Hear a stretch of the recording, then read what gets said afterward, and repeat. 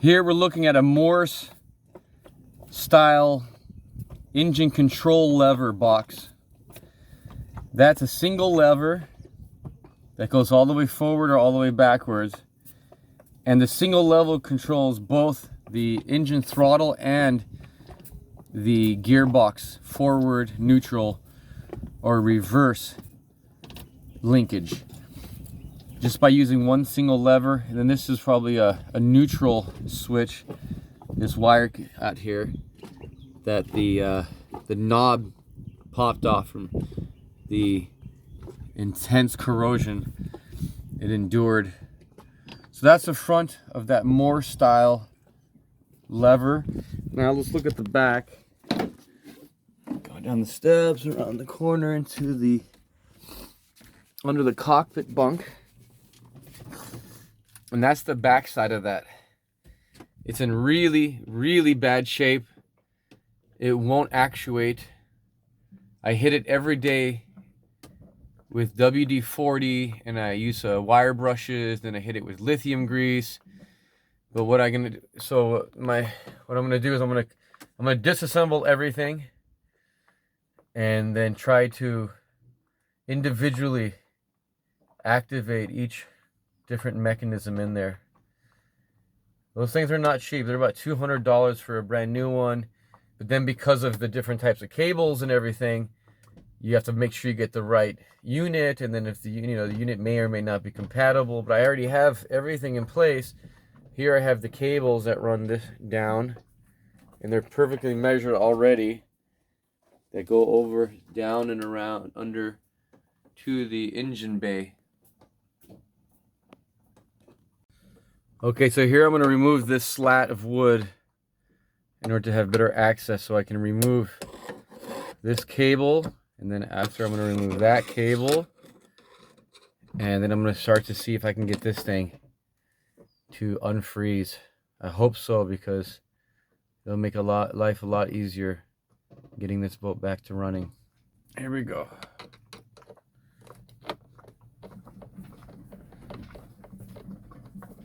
Just looking at this, looks like I can't get to the back of that because there's the bulkhead right there.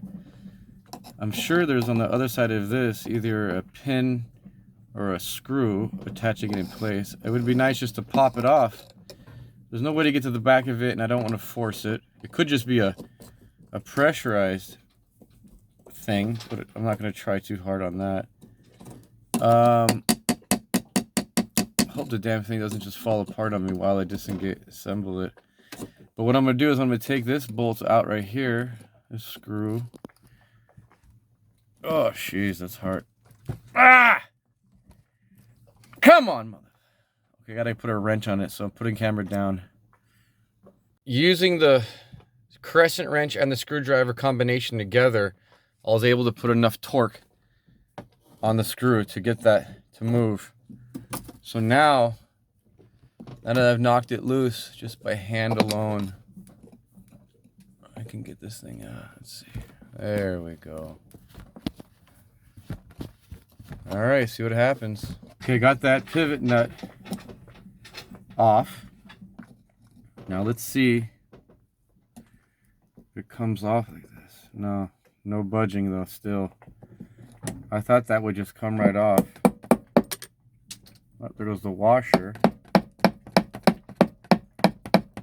Let's put some WD in there.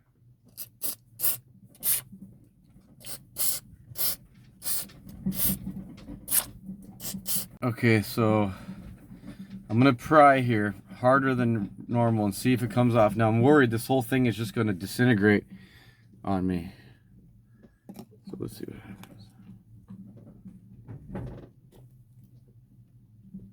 Yep, it's moving. I hope it's not breaking.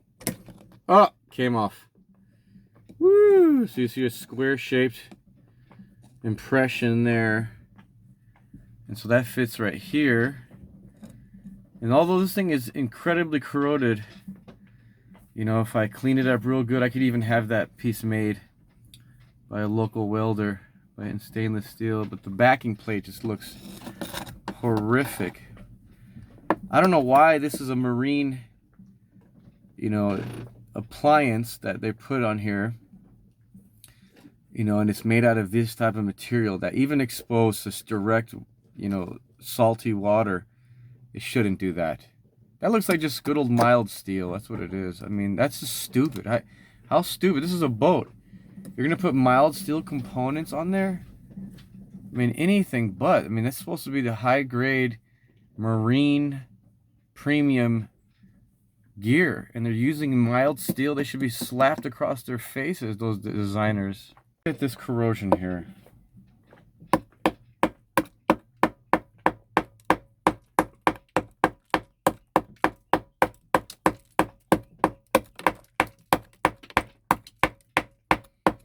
Just layer after layer. The whole thing's gonna collapse.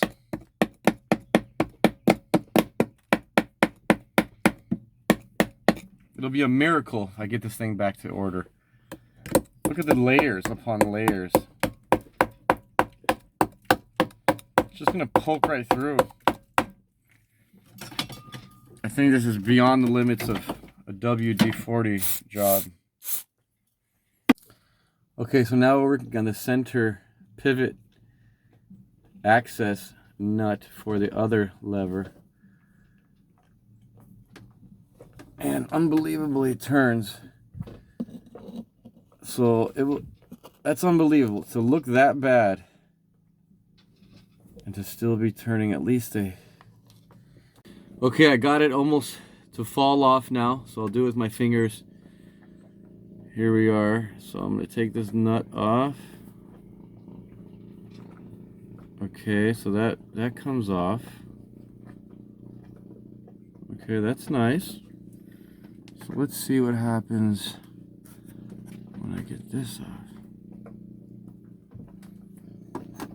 Hopefully it doesn't just all come shattering down.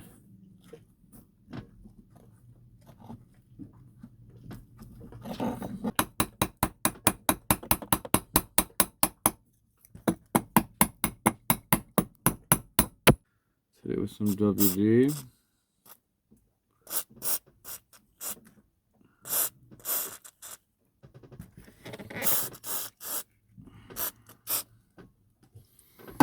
Let's work that WD in a little bit of elbow grease. Now I'm going to attempt to take this bracket right here off. Here we are.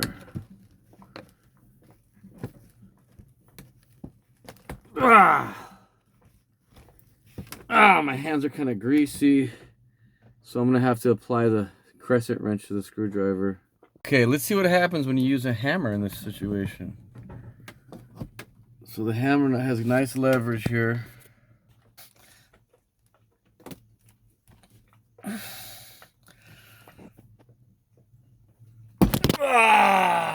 Got it.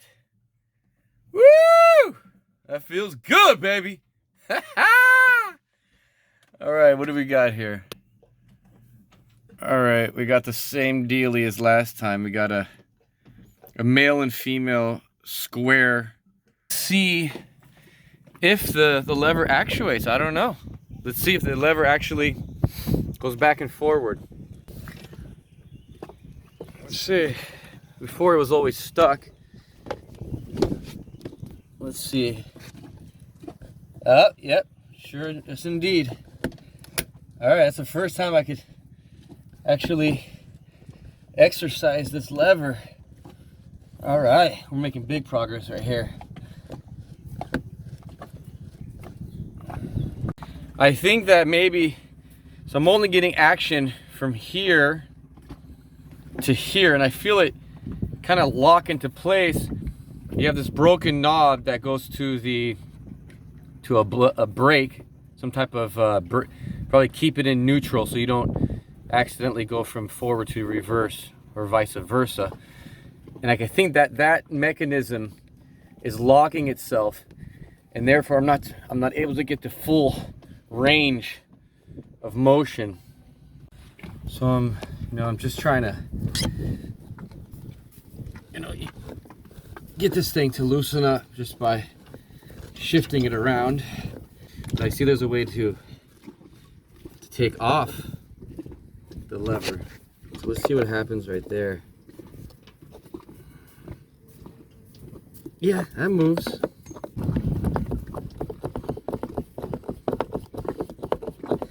So I'm just gonna work it, work it, work it. Work it, work it, work it. Hit it with some juice. Work it a little bit more. That's almost coming off finger tight right there. Woo! Feels good. That's progress. Slow and steady. Okay, there's also this thing right here, which looks like it's either pulled or turned to get it. Looks like it does something. I don't know. Probably should have referred to the manual at this point. My adrenaline is pumping too strongly, and I need to just break shit. So this is so satisfying, just working that nut, that rusty nut loose. Feels so good. Just working it loose. Just infested with corrosion.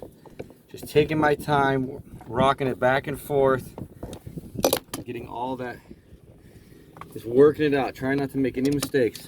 Okay, so after working this nut right here over and over again, continuously hitting it with WD,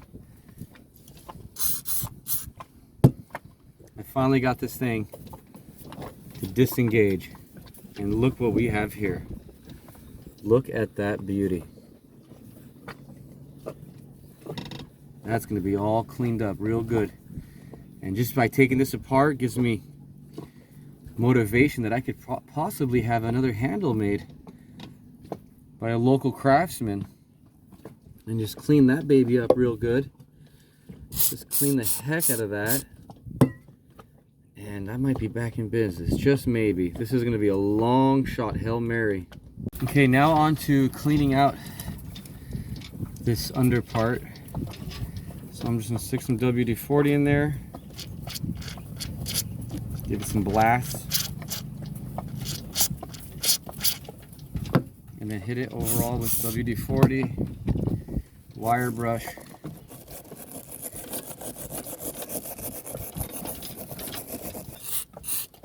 Some more juice, clean up the brush too.